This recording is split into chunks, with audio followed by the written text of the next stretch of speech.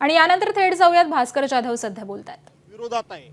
तुम्ही त्यांचा जो निधी आहे लाडकी बहीण योजना ही 2024 साली आली आणि समाज कल्याण आणि आदिवासी विभागाचा निधी राखीव ठेवण्याचे जवळजवळ 20 वर्षापूर्वीपासूनची पद्धत आहे। त्यावेळेला लाडक्या बहिणी म्हणजे समाज कल्याण विभागाच्या लाडक्या वेगळ्या बहिणी आणि संपूर्ण बजेटमध्ये समाज कल्याण आणि आदिवासी महिलांना स्थानच द्यायचं नाही, जणू समाजामधल्या त्या वेगळाच घटक आहे।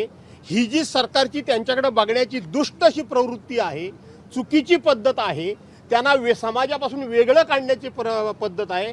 त्याचा आम्ही पहिलाही निषेध केला होता, आजही मी निषेध करतो आणि सरकारनं या चुकीच्या पद्धतीनं त्यांचे पैसे त्यांच्या विकासाला वापरण्याऐवजी अशा पद्धतीनं तुम्हाला मतं मिळावी म्हणून तुम्ही वापरताय, हे अत्यंत निषेधार्ह आहे। दोन्ही राष्ट्रवादीचं विलीनीकरण ठरल्यानंतर अजित पवारांचा अपघात झाला, यामुळे शंका वाढते असं जयंत पाटील यांनी म्हटलं। असं आहे की अजितदादा पवारांचा ज्या वेळेला अपघात झाला, तो अपघात होता की घातपात होता, या देशामध्ये आणि या राज्यामधल्या ज्यांनी म्हणून ते पहिल्यांदा हा प्रकार बघितला त्या प्रत्येकाच्या तोंडी तो अपघात नव्हता, तो घातपातच होता, तो घातपातच आहे अशीच भावना होती।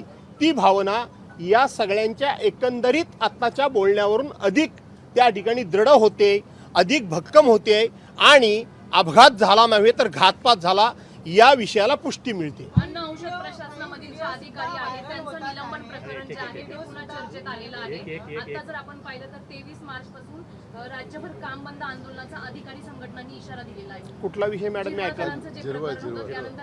निलंबन आलं आणि आता 23 तारखेपासून पुन्हा काम बंद आंदोलनाचा इशारा। असं आहे की झिरवळ प्रकरणामध्ये जाणीवपूर्वक एका छोट्या अधिकाऱ्याला गोवून छोट्या अधिकाऱ्याला त्याची जबाबदार धरून त्याची जबाबदारी नक्की करून त्याला सस्पेंड करण्यात आलं। एबीपी माझा, उघडा डोळे बघा नीट।